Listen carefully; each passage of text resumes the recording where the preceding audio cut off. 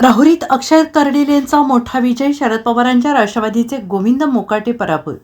देशातील 5 राज्यांच्या विधानसभा आणि महाराष्ट्रातील 2 मतदारसंघात घेण्यात आलेल्या पोटनिवडणुकांचे निकाल आज लागलेले असून अपेक्षेप्रमाणे बारामती आणि राहुरी मतदारसंघात महायुतीच्या दोन्ही उमेदवारांचा मोठा मताधिक्याने विजय झालेला आहे. बारामतीमध्ये राष्ट्रवादी काँग्रेसच्या नेत्या तथा उपमुख्यमंत्री उमेदवार सुनेत्रा पवार यांनी मताधिक्याचा विक्रम नोंदवलेला आहे.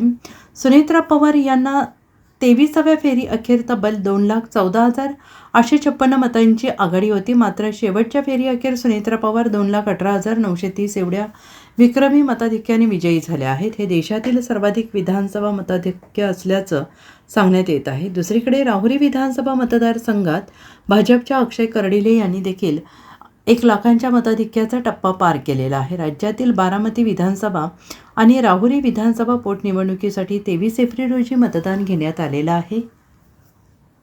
येथील मतदारसंघाच्या आमदारांचे निधन झाल्याने तेथे पोटनिवडणूक लागली होती. बारामतीमध्ये अजित पवार आणि राहुरी शिवाजीराव कर्डिले यांचे अकाली निधन झाल्यामुळे येथील मतदारसंघात झालेल्या निवडणुकीत दोन्ही उमेदवारांनी मोठ्या मताधिक्याने विजय मिळवला आहे.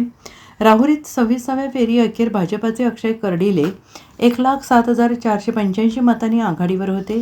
तेथे शरद पवारांच्या राष्ट्रवादीचे उमेदवार गोविंद मोकाटे 26,961 मते मिळाली असून वंचित बहुजन आघाडीच्या संतोष चोळकेंना 5,518 मतं पडलेली आहेत. याशिवाय अपक्ष उमेदवार रावसाहेब खेवरे यांना 7,207 मतं मिळालेली असून लाखांच्या फरकाने अक्षय कर्डिले आमदार बनले आहेत. राहुरी विधानसभा मतदारसंघात शरद पवारांच्या राष्ट्रवादीकडून माजी मंत्री प्राजक्त तनपुरे यांना तिकीट देण्यात आले होते. मात्र मुख्यमंत्री देवेंद्र फडणवीस यांचा फोन आणि भाजप नेत्यांनी भेट घेतल्यानंतर तनपुरे यांनी उमेदवारी स्वीकारली नाही. त्यामुळे राष्ट्रवादीने रावसाहेब खेवरे यांना निवडणुकीच्या मैदानात उतरवले होते. मात्र खेवरे यांना निवडणुकीत जनतेनं नाकारल्याचं दिसून येत आहे. Bureau report, SBN Marathi, Mumbai.